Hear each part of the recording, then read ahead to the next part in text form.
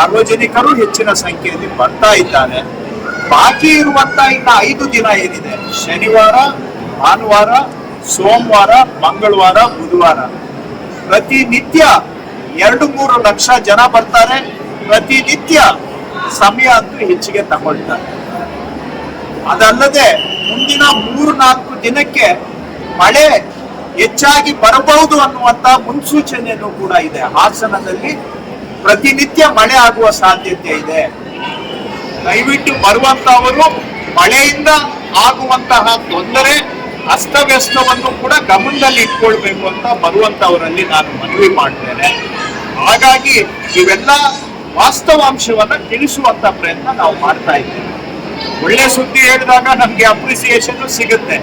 ಸ್ವಲ್ಪ ವಾಸ್ತವಾಂಶ ಹೇಳಿ ಕಹಿ ಅನ್ನಿಸ್ದಾಗ ಜನ ನಮ್ಮ ಮೇಲೆ ಬೇಸರ ಆಗ್ಬೋದು, ಜನ ನಮ್ಮ ಮೇಲೆ ಆಕ್ರೋಶ ಆಗ್ಬೋದು. ಆದ್ರೆ ವಾಸ್ತವಾಂಶ ಅಂತೂ ನಾವು ಹೇಳಲೇಬೇಕಾಗುತ್ತೆ.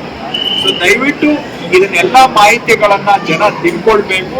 ಅದಕ್ಕೆ ತಕ್ಕ ಹಾಗೆ ಅವರು ತಯಾರಾಗಿ ಬಂದು ತಾಳ್ಮೆಯಿಂದ ಸಹಕರಿಸ್ಬೇಕು. ಇಲ್ಲಿ ಒಳಗಡೆ ನಾವು ಅನೌನ್ಸ್ಮೆಂಟ್ ಮಾಡ್ತಾ ಇದ್ದೇವೆ ಎಂಟ್ರೆನ್ಸ್ ಅಲ್ಲಿ ಇಷ್ಟು ಗಂಟೆ ಆಗುತ್ತೆ ಅಂತ.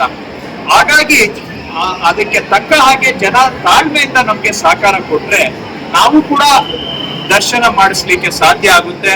ನಮ್ಮ ಸಿಬ್ಬಂದಿ ಬೇರೆ ಯಾವುದೂ ಕೆಲಸ ಬಿಟ್ಟು ಇದೊಂದೇ ಕೆಲಸವನ್ನ 24 ಅವರ್ಸ್ ನಾವೆಲ್ಲ ಮಾಡ್ತಾ ಇದ್ದಾರೆ ಅವರು.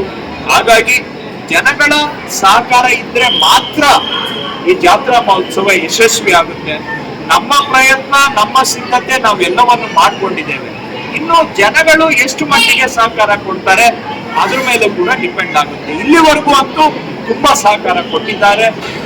ಇನ್ನು ಮುಂದೆ ಸ್ವಲ್ಪ ಸಮಯ ಹೆಚ್ಚಾಗೋದ್ರಿಂದ ಯಾರು ತಾಳ್ಮೆ, ಸಹನೆಯನ್ನ ಕಳೆದುಕೊಳ್ಳದೆ ಶಾಂತಿಯುತವಾಗಿ ಸಹಕರಿಸಬೇಕು ಅಂತ ನಾನು ಜನಗಳಲ್ಲಿ ಮನವಿ ಮಾಡ್ತೇನೆ.